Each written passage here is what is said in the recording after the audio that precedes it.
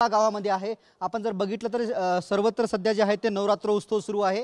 गावागावात दुर्गा मातेची स्थापना करण्यात आली आहे। या शेवाळा गावातही दुर्गा मातेची स्थापना केली आहे। मात्र स्थापना केलेल्या दुर्गा मातेच्या मंदिरामध्ये जे आहे ते मोठ्या प्रमाणात या ठिकाणी पाणी साचल्याचं आपल्याला पाहायला मिळत आहे।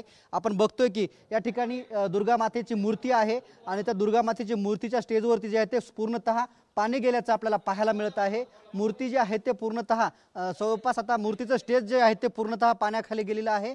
हे जे दुर्गा महोत्सव शिवशक्ती दुर्गा महोत्सव हे जे आहे ते याच शेवाळा गावातील आहे आणि याच शिवशक्ती दुर्गा महोत्सवच्या या स्टेजच्या जवळ जे आहे ते पाणी टेकलेलं आहे। कळ्या नदीचं पाणी याच परिसरातील याच भागातील जे आहे ते अनेक घरामध्ये घुसलेले आहे।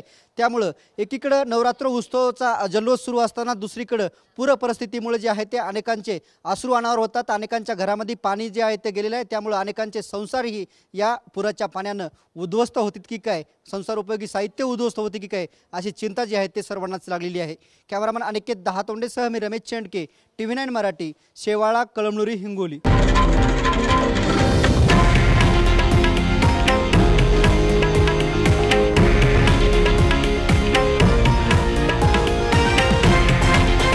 हे आहे देशातील नंबर 1 न्यूज नेटवर्क आणि आपण पाहत आहात TV9 मराठी, एकमेव।